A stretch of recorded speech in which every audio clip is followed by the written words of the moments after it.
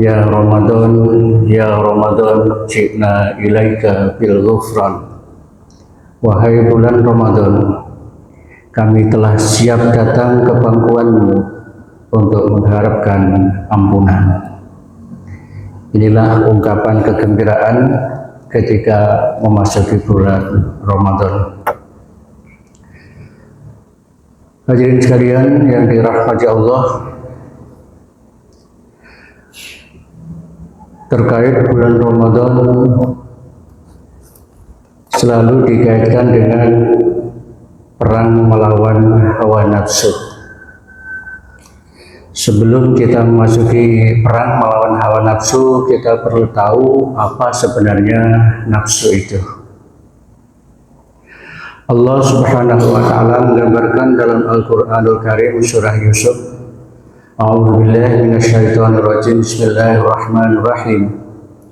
Wa ma ubarri'u nafsi innan nafsa la'ammaratun bis-su' illa ma rahima rabbi inna rabbi ghafurur rahim. Dan aku tidak bisa terbebas dari hawa nafsu. Sesungguhnya nafsu itu cenderung mengajak ke arah kejelekan, kecuali nafsu yang mendapatkan rahmat dari Tuhanku. Sesungguhnya Tuhanku Maha Pengampun lagi Maha Penyayang. Firman Allah Subhanahu wa taala ini sebagai ungkapan dari Nabi Yusuf ketika menjalani kehidupannya dari kecil, senantiasa mendapatkan banyak tantangan dari orang-orang terdekatnya. Dan alhamdulillah berkat pertolongan Allah Subhanahu wa taala, Nabi Yusuf termasuk orang yang tidak memiliki nafsu amarah. Tidak cenderung mengajak ke arah kejelekan, tapi justru sebaliknya. Nafsu yang dimiliki oleh Nabi Yusuf adalah nafsu yang merhamah. Nafsu itu adalah keinginan, ambisi untuk mendapatkan sesuatu atau menghindari sesuatu. Itulah nafsu. Dan nafsu itu ibarat dua sisi mata uang. Antara sisi depan dan belakang berbeda, akan tapi dia tidak bisa dipisahkan. Jadi dua sisi mata uang ya, bisa dibedakan tapi tidak bisa dipisahkan. Selalu ada. Selagi manusia itu masih disebut sebagai manusia, selagi manusia itu masih disebut dengan al-mukarram, belum menjadi almarhum, maka manusia dan nafsu itu selalu menyatu. Itulah yang dikatakan sebagai dua sisi mata uang. Jadi keinginan untuk mendapatkan sesuatu atau meninggalkan sesuatu, itulah nafsu. Nafsu itu ibarat kuda dan manusia sebagai jokinya. Dapat kita lihat ilustrasi seandainya ada manusia, ada seorang joki yang tidak bisa mengendalikan kuda. Ia sudah duduk di atas kuda, tapi nggak bisa menggerakkan kuda. Belok kanan, belok kiri, maju, berhenti, nggak bisa. Apa yang terjadi?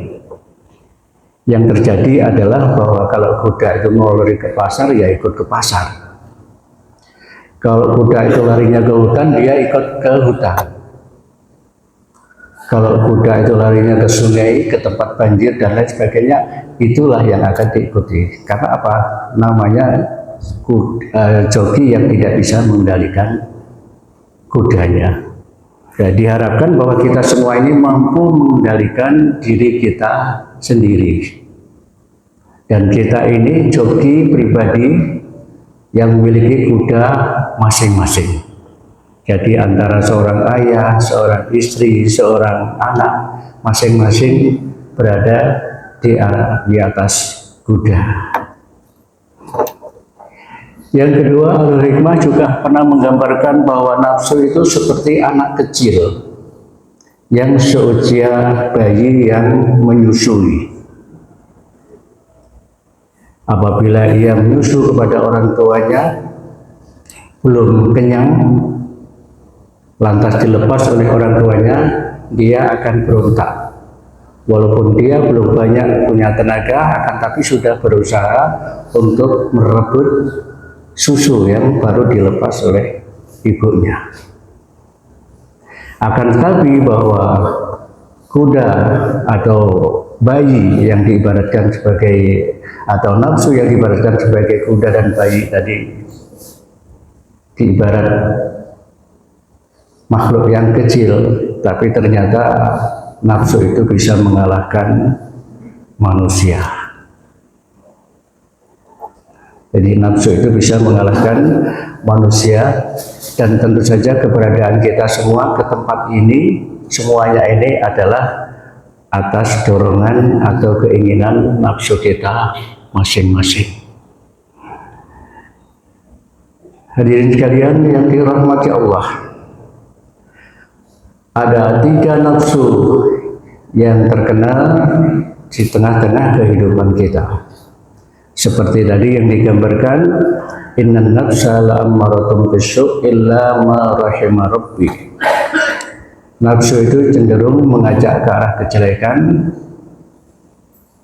kecuali nafsu yang mendapatkan rahmat. Yang pertama adalah nafsu ammarah. Ammarah bisu', nafsu yang senantiasa membisikkan, menggerakkan sesuatu yang menuju ke arah kejelekan. As-su' itu artinya kejelekan. Berarti manakala manusia tidak bisa mengendalikan nafsunya yang menuju ke arah kejelekan tadi, maka manusia itu akan berbuat jelek atau berbuat buruk. Karena apa? Jasadnya dikendalikan oleh nafsu yang tidak kelihatan tadi, yang diibaratkan seperti anak kecil tadi.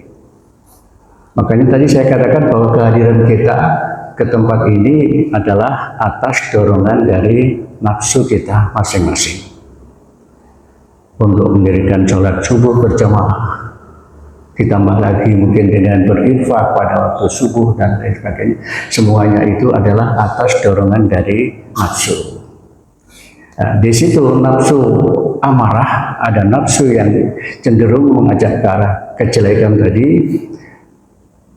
manakala tidak diimbangi dengan iman, tidak dikendalikan dengan iman, maka kejelekan itu akan berjalan terus.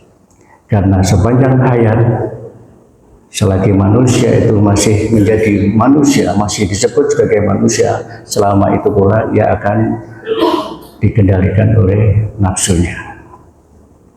Yang kedua adalah nafsu marhamah, illa ma rahima rabbi.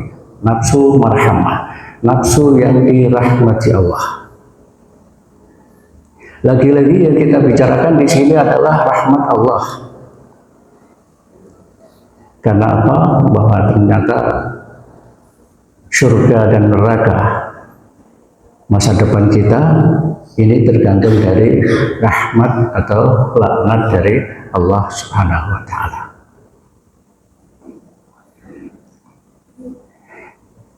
Jadi rahmat Allah ini adalah kasih sayang Allah. Suatu ketika Rasulullah Shallallahu Alaihi Wasallam menyampaikan informasi, kalian tidak akan masuk surga hanya karena ibadah. La tadkhulul jannata bi'amalikum. La yadkhulul jannata ahadukum bi'amalih. Kalian tidak akan masuk surga hanya semata-mata karena amal. Wala anta ya Rasulullah, apakah engkau juga demikian? Wala ana, saya juga demikian. Kecuali rahmat Allah Subhanahu wa Ta'ala ini diberikan kepada saya. Kalau enggak mendapatkan rahmat dari Allah, manusia tidak akan bisa masuk surga. Karena apa? Boleh jadi kelihatan amalnya amal ibadah, tapi ternyata motivasinya atau keinginannya itu keinginan yang lain. Di dalam sholat kita sudah dibimbing wajjahtu wajhiya lilladzi fataras samawati wal ardh. Orang sholat itu intinya adalah menghadapkan wajah kepada Allah Subhanahu wa taala. Kemudian dilanjutkan dengan ikrar. Inna sholati wa nusuki wa mahyaya wa mamati lillahi rabbil alamin. Sungguhnya sholatku, ibadah-ibadahku, hidup dan matiku hanyalah karena Allah Subhanahu wa taala. Allah Rabbul Alamin. Jadi ini ikrar kita ketika kita sedang mendirikan sholat. Kalau ternyata di dalam sholat itu diawali dengan motivasi lain, ya berarti sholatnya itu bukan karena Allah. Sholatnya itu sudah mengingkari dari ikrar dalam sholat itu sendiri. Ikrarnya menghadapkan diri kepada Allah, tapi nyatanya dalam hatinya ini ada motif lain, ada ambisi lain yang ingin didapatkan melalui sholat. Nafsu amarah, nafsu yang cenderung mengajak ke arah kejelekan. Dan manakala manusia kehidupannya tidak dibekali dengan iman, maka kejelekan itu akan semakin besar, dan semakin besar. Kaitannya saja nafsu makan. Semuanya orang punya nafsu makan. Manakala nafsu makan ini tidak dikendalikan dengan iman, maka yang dimakan itu berasal dari hal-hal yang dilarang. Pokoknya emplok gitu aja ya, pokoknya santap, nggak peduli ini hukumnya apa, berasal dari mana, yang penting dimakan. Karena apa? Nafsu yang mengendalikan makannya adalah nafsu yang buruk tadi, nafsu yang amarah tadi, nafsu yang mengajak ke arah kejelekan. Demikian pula mencari uang, maka yang mengendalikan nafsunya, yang mengendalikan dirinya ini adalah nafsu amarah, maka yang berlaku bukan hukum halal, haram, sunnah, wajib dan lain sebagainya, akan tapi yang berlaku adalah halal, haram, hantam, yang penting dapat. Karena apa? Motivasi yang mendorongnya adalah motivasi yang buruk tadi. Oleh karena itu, nafsu yang harus kita miliki hanyalah nafsu marhamah, nafsu yang dirahmati oleh Allah, nafsu yang dicintai oleh Allah Subhanahu wa taala. Ini sangat penting karena disitulah seperti tadi yang saya katakan, penentu dari surga kita itu ternyata dari nafsu marhamah, nafsu yang dirahmati oleh Allah Subhanahu wa taala.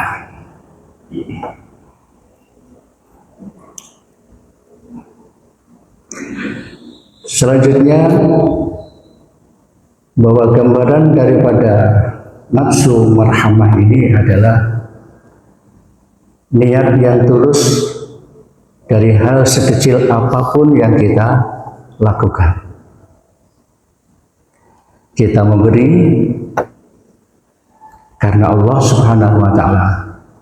Kita memberi karena kepedulian kita terhadap sesama.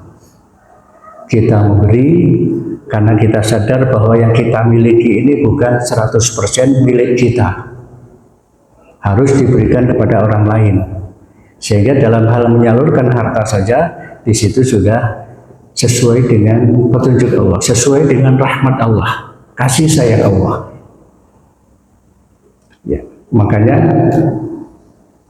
ketika orang kehilangan barang, itu jangan langsung menyalahkan kepada pencurinya. Jangan langsung mengutuk pencurinya, oh, sialan dia mencuri, dia mengambil hak saya dan sebagainya. Tapi kita harus sadar bahwa ternyata di dalam diri kita itu, di dalam harta kita itu ada haknya orang lain yang harus kita berikan. Wa fi amwalihim haqqul lis-sa'ili wal mahrum. Dan di dalam harta manusia itu ada haknya orang lain yang harus diberikan, baik orang lain itu meminta atau tidak meminta. Boleh jadi ketika kita ditipu, harta kita dicuri, itu ada sesuatu yang memang belum tersalurkan kepada orang lain, sehingga Allah menggerakkan, Allah menyadarkan melalui hartanya dicuri orang, hartanya ditipu orang. Ya, bahasa kasarnya dikasih cara yang baik-baik saja nggak mau melakukan, ya dikasih cara yang kurang baik, dicuri oleh orang. Jadi jangan langsung menyalahkan pencurinya. Memang pencuri itu kerjaannya seperti itu, mencuri, mengambil haknya orang lain, merampas dan lain sebagainya. Itulah memang kerjaannya. Tapi ketika kita sedang kecurian, ditipu orang, langsung sadar, barangkali memang ada haknya orang lain yang belum saya berikan, maka Allah menyuruh mencuri itu untuk mengambil hak saya diberikan kepada orang lain. Ya, ini kaitannya dengan nafsu marhamah, nafsu yang dirahmati Allah tadi. Jadi ketika ada sesuatu yang kelihatannya mungkin menyedihkan kita, tapi kita langsung segera sadar, kita langsung memahami bahwa inilah teguran Allah untuk diri saya sebagai kecintaan Allah pada saya.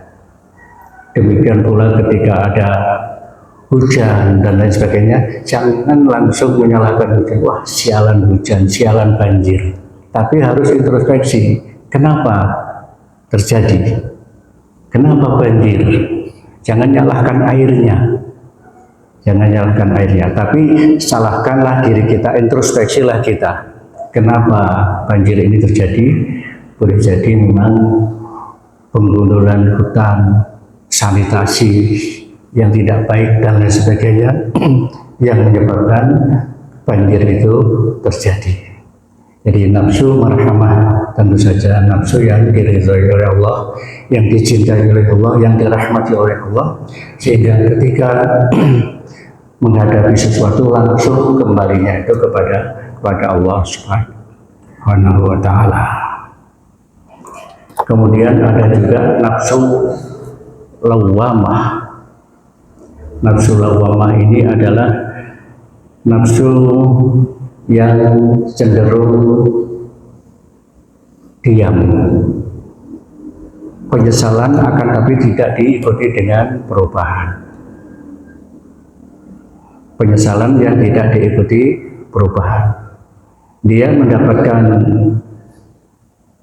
musibah, tapi tidak segera sadar, langsung menyalahkan penyebab musibah itu. Kenapa saya ditabrak? Kenapa saya disenggol? Kenapa saya itu? Tidak langsung menyadari dirinya bahwa ini teguran Allah, tidak, tapi langsung menyalahkan orang lain, merasa dirinya selalu benar.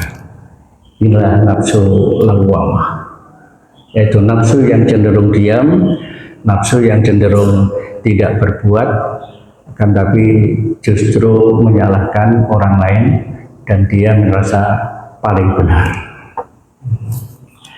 Sekarang ini kita sudah menghadapi bulan suci Ramadan. Ya Ramadan, jibna ilaika bil ghufran. Wahai bulan Ramadan, saya telah siap datang ke pangkuanmu untuk mengharapkan maghfirah, untuk mengharapkan ampunan dari Tuhan. Ramadan sering dikatakan perang melawan hawa nafsu. Memang kalau kita lihat bahwa rukun Islam yang 5 dari syahadat sampai haji ternyata itu sebagai tahapan-tahapan mengislamkan diri kita sehingga menjadi orang muslim yang sempurna. Rukun Islam yang pertama diawali dengan syahadat. Asyhadu an la ilaha illallah. Ini sangat dominan, sangat berkaitan dengan masalah keyakinan, masalah hati seseorang. Jadi syahadat ini adalah mengislamkan keyakinan. Sebelum percaya kepada Allah dan Muhammad sebagai utusan Allah, berarti dia keyakinannya masih keyakinan di luar Islam. Ketika kita sudah mengucapkan asyhadu an la ilaha illallah wa asyhadu anna Muhammadar Rasulullah, berarti disitulah kita tercatat sebagai orang Islam atau sebagai Muslim. Dan setiap hari kita mendirikan sholat, di situ kita memperbarui syahadat kita. Pada tahiyat awal, tahiyat akhir itu ada syahadatnya. Asyhadu an la ilaha illallah wa asyhadu anna Muhammadar Rasulullah. Ya, dengan harapan bahwa keyakinan kita terhadap Allah sebagai Tuhanku, Muhammad sebagai nabiku, itu semakin hari semakin mantap, semakin hari semakin kuat, sehingga hidup kita ini senantiasa dinaungi ridha Allah Subhanahu wa taala atas bimbingan Nabiullah Muhammad sallallahu alaihi wasallam. Ini syahadat. Jadi asyhadu an la ilaha illallah wa asyhadu anna Muhammadar Rasulullah. Sehingga biasanya kalau ada orang nikah itu diawali dengan syahadat dulu. Oleh Pak Pengulu biasanya diajak dulu, ayo kita baca syahadat dulu, habis itu baca istighfar dan sebagainya. Intinya agar pernikahannya itu pernikahan yang betul-betul dasarkan keyakinan Islam yang lurus. Yang kedua dalam rukun Islam itu adalah sholat. Sholat itu terkait dengan masalah gerakan, baik gerakan badan kita, gerakan mulut kita, gerakan hati kita. Berarti orang yang sholat, ia sedang mengislamkan organ tubuh kita. Di dalam sholat kita ada takbir, Allahu Akbar, gerak. Jadi sholat yang dilakukan orang sehat, yaitu sholat yang dilakukan dengan cara yang berdiri. Bagaimana kalau tidak bisa berdiri? Ya, dianjurkan sholatnya dengan duduk. Tapi gerakannya gerakan tetap sholat, walaupun rukuknya tidak sempurna, sujud yang tidak sempurna, akan tapi isyarat-isyarat kita itu sebagai bentuk dari gerakan tubuh kita. Bagaimana kalau sudah nggak bisa duduk? Bisa dirikan dengan berdiri, berbaring. Kalau berbaring juga sudah tidak sadar dan sebagainya, nah disitulah nanti dia disolatkan. Dan khusus sholat jenazah ini tentu saja sangat diperlukan. Karena apa? Sholatnya 100 orang ya, sholat jenazah yang diikuti oleh 100 orang, maka doa dari orang-orang yang sholat jenazah itu akan diijabah oleh Allah. Barang siapa yang disolatkan oleh 40 orang, maka doanya 40 orang ini akan diijabah oleh Allah atas jenazah itu. Terus ada lagi barang siapa yang disolatkan oleh 3 syaf, maka doanya orang 3 syaf itu akan diijabah oleh Allah. Makanya ketika kita sholat jenazah itu biasanya kan dijadikan 3. Itu tidak harus seperti itu. Kalau jamaahnya ada 100 orang, ya berapa syaf pun nggak masalah. Harus jadi 5, 7 atau berapa, atau 1 syaf nggak masalah. Yang penting jumlahnya 100. Tapi kalau 40 kurang dari 40 diupayakan jadi 3. Jadi 3 baris kurang. Kalau masih 40 masih bisa 1 baris. Tapi kalau sudah tinggal 5 orang dan sebagainya, itu harus dijadikan 3. Karena apa? Doa daripada orang-orang yang menyolatkan itu akan diijabah oleh Allah. Hadirin sekalian yang dirahmati Allah, ini tadi terkait dengan masalah kematian, bahwa apabila orang sudah tidak bisa mendirikan sholat, maka dia akan disolatkan. Oleh karena itu sering kami sampaikan, seringlah sholat berjamaah di belakang imam sebelum Anda disolatkan di depan imam sebagai jenazah. Insya Allah kalau kita sering menyolatkan orang, Allah akan membalas, kita akan banyak disolatkan oleh orang. Ini masalah terkait dengan masalah sholat tadi, mengislamkan organ tubuh kita, mengislamkan organ tubuh kita. Dalam sholat, tangan kita ikut sholat, pinggang kita ikut sholat, lutut kita ikut sholat, wajah kita ikut sholat. Jadi orang sholat, orang yang sedang mengislamkan organ tubuhnya. Bagaimana kalau orang Islam yang nggak pernah sholat, berarti yang Islam hanya pengakuannya, sementara organ tubuhnya belum muslim. Yang ketiga adalah puasa, syahadat, sholat, zakat. Zakat dulu, zakat itu kaitannya dengan harta kita. Orang yang mengeluarkan zakat berarti orang yang sedang mengislamkan hartanya. Orang berzakat harus ditentukan harta yang terbaik. Harta terbaik bukan hartanya uang yang baru-baru, bukan. Harta yang dicari dengan cara yang baik dan diserahkan kepada panitia yang terbaik untuk disalurkan kepada orang-orang yang terbaik. Berarti orang yang zakat, orang yang sedang mengislamkan hartanya. Dan harta yang kita zakatkan itulah sebenarnya yang menjadi tabungan dunia akhirat. Apa saja yang kau miliki semuanya akan hancur, akan musnah, akan berpisah, dan apa saja yang telah kau simpan di sisi Allah, maka itulah yang akan kekal. Dalam surah An-Nahl Allah menyatakan, ma indakum yanfadu wa ma indallahi baq. Harta yang ada di sisimu semuanya akan musnah, dan yang kau infakkan di jalan Allah itulah yang akan kekal. Jadi orang yang sedang zakat adalah orang yang sedang mengislamkan hartanya. Dan alhamdulillah di masjid kita sudah terbentuk panitia zakat dan tempatnya juga sudah disediakan.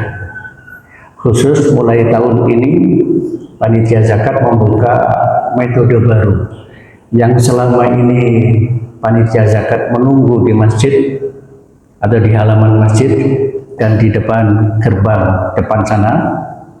Untuk tahun ini mulai siap untuk menjemput. Barangkali jamaah kita ini sedang sibuk, banyak kesibukan, bisa nanti telepon kepada panitia untuk diambil zakatnya di rumah. Insya Allah kita sudah siap panitia yang akan menjemput zakat dari jamaah kita. Jadi zakat. Kemudian yang selanjutnya adalah puasa. Ya, puasa inilah yang mengislamkan nafsu kita. Karena puasa ini dikaitkan dengan kondisi lapar, kondisi lemah, dan dihadapkan dengan barang-barang yang halal ada di depan kita. Akan tapi kita nggak boleh makan, nggak boleh menikmati pada siang hari. Pada saat kita haus, lapar, di kulkas banyak minuman, di dapur ada makanan, tapi karena kita sedang puasa, nafsu kita menahan. Nafsu kita menahan. Ini belum waktunya saya makan. Ini walaupun punya saya, nggak ada yang melihat, tapi ini adalah dalam keadaan berpuasa. Berarti orang yang berpuasa adalah orang yang sedang mengislamkan nafsunya.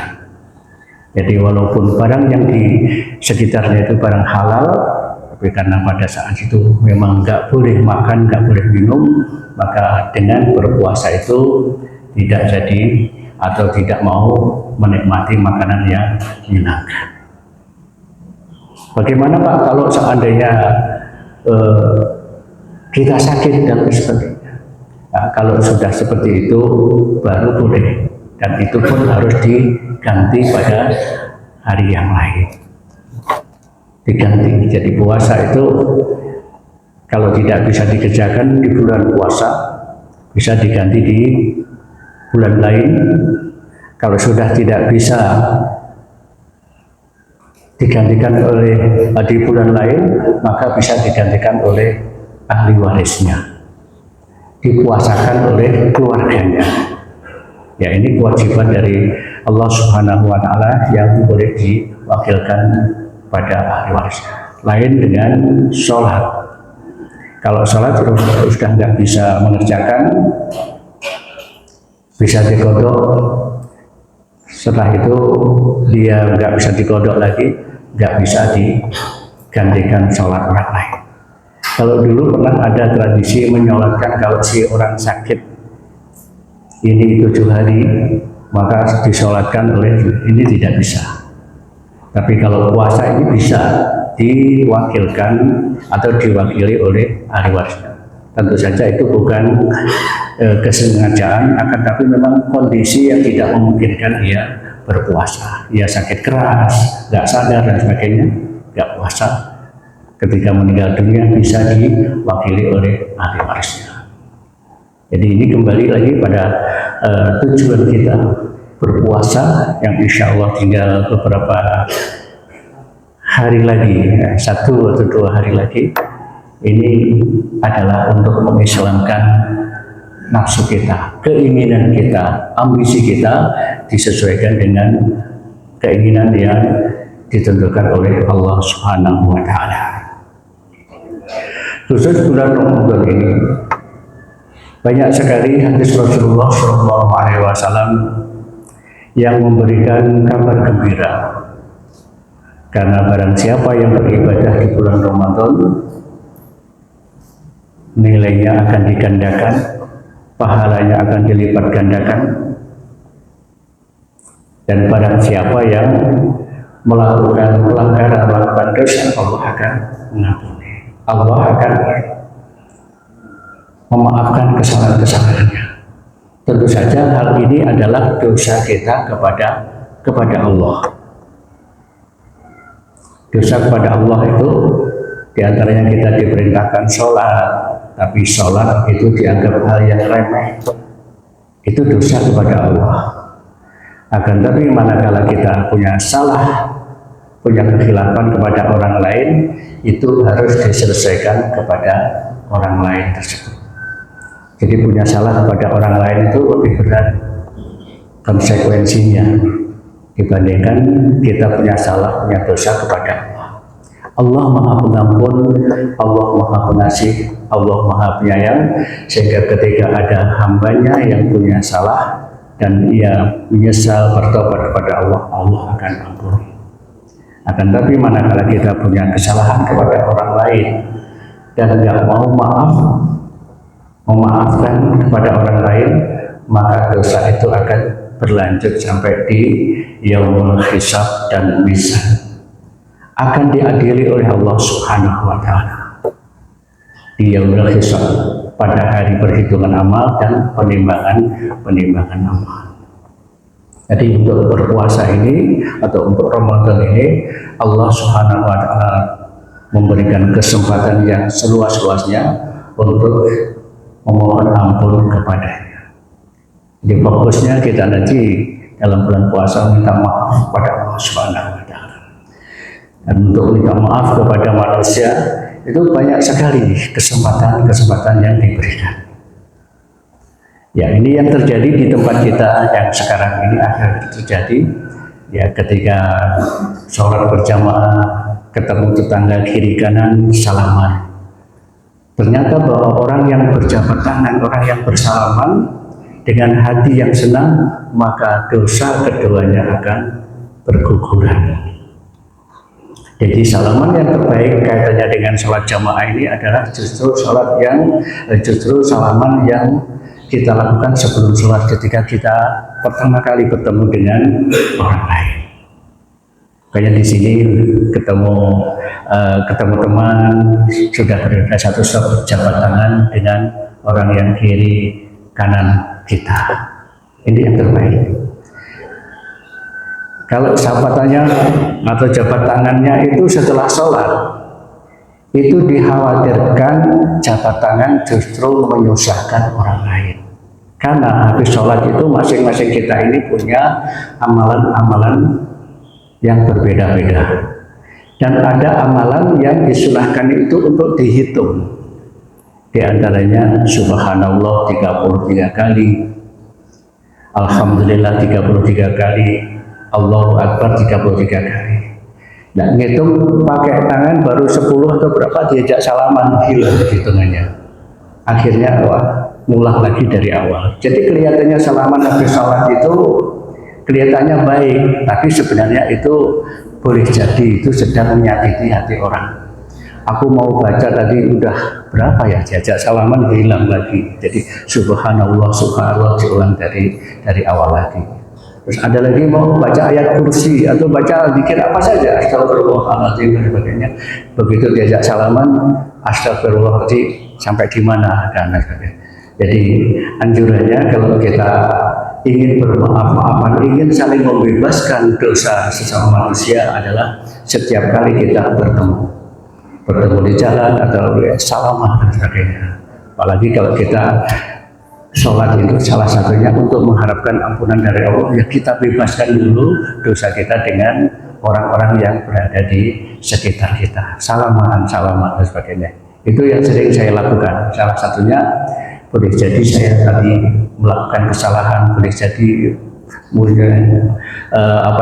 ngerumpi dan lain sebagainya, dengan salaman, senyum, nah, itu dosa keduanya akan. Tapi ketika kita salahnya kepada Allah, itu kapan saja bermaaf, mohon ampun kepada Allah, istighfar kepada Allah, dosa itu akan diampuni.